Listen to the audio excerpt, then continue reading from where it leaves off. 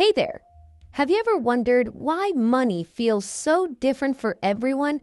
Some people work non-stop days and nights and still can't afford basic needs, while others make millions while they sleep that could last for generations.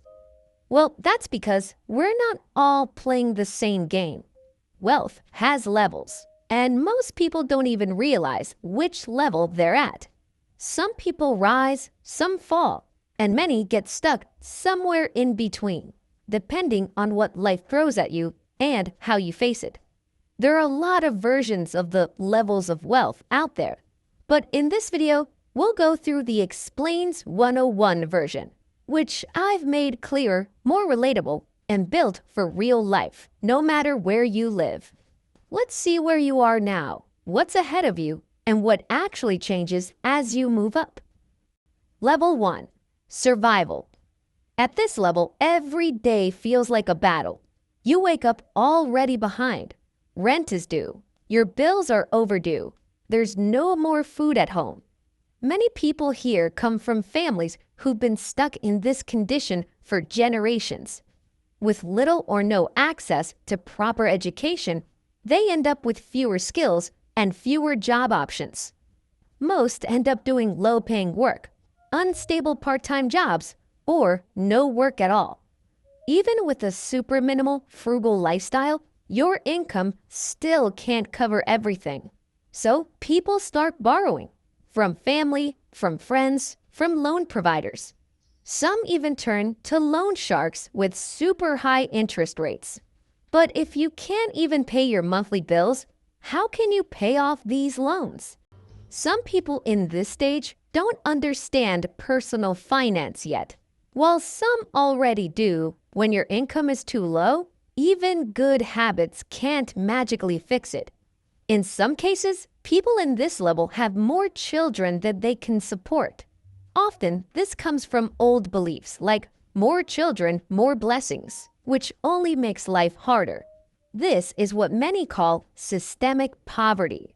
A mix of broken systems and limited mindset keeps many people at this level stuck, no matter how hard they try.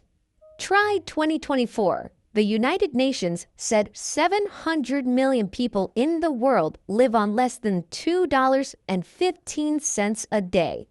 But if you also count people who earn a bit more than that, but still can't afford enough food, clean water, or basic education, the number jumps to more than 1.1 billion. So how do you get out of this? The truth is, this is the hardest level to escape. There's no easy answer. But for some, small steps like basic budgeting or saving just a little bit each month can help. Even $1 or even less is still better than nothing. It's not a full solution, but it is a start. For example, I've told the story of Ronald Reed. He came from a poor family and worked most of his life as a gas station attendant and janitor. But over the decades, he lived frugally and invested most of his income in blue-chip stocks, even though it wasn't much. When he passed away, he shocked everyone by leaving behind $8 million. He even had more money than his manager. Now, of course, his condition was different, and not everyone can do that. But his story proves something important. Even at the lowest point, there's still a way forward. Level 2. Struggle. You're no longer drowning, but you're still not safe. You can cover your basic expenses most months. Rent is paid. There's food on the table. Sometimes, a little is left at the end. But that calm feeling doesn't last. 1 or 2 missed paychecks could throw you straight back into survival level. You're not constantly in crisis anymore, but you are still living on the edge. You might still be in debt, maybe a loan or a credit card. Even if you're keeping up with the minimum payments, you might still worry whether you'll always have enough to repay. You still cut back and track your spending. You buy only what you need. You skip unnecessary things, like coffee shops, because money is still tight. Even though a lot of people at this level still do it anyway. You've thought about investing, but you don't feel ready. You want to grow your money, but you're afraid to lose what little you have. At this level, money is always in the back of your mind. Can I afford this follows you everywhere. People around you might think you're doing okay, but deep down, you know that one unexpected problem could drag you right back down. Level 3. Stability. You finally have breathing room. You're not rich, but you're no longer in grave danger. You can pay your rent, your bills, and buy groceries without stress.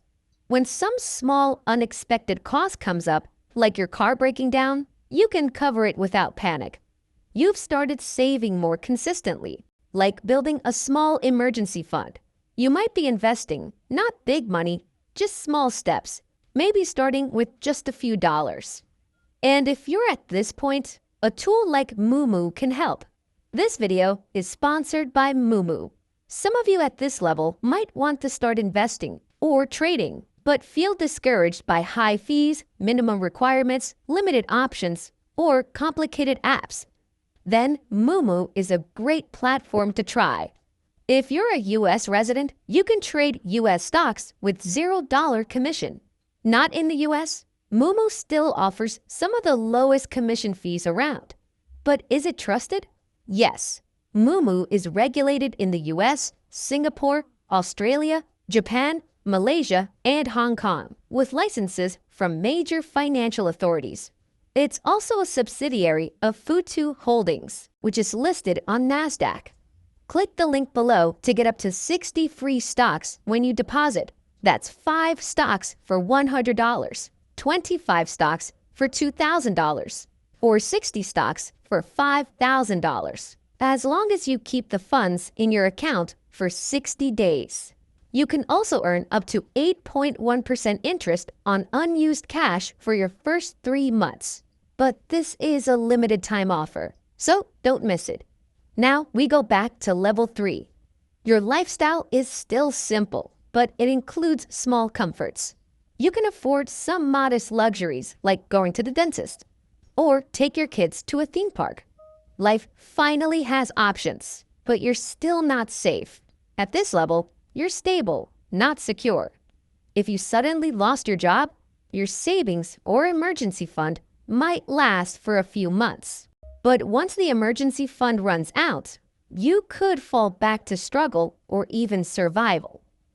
Level 4. Security. Level 3, stability, means you're stable, but only if everything goes to plan. If something goes wrong, you might fall back because you're not truly secure.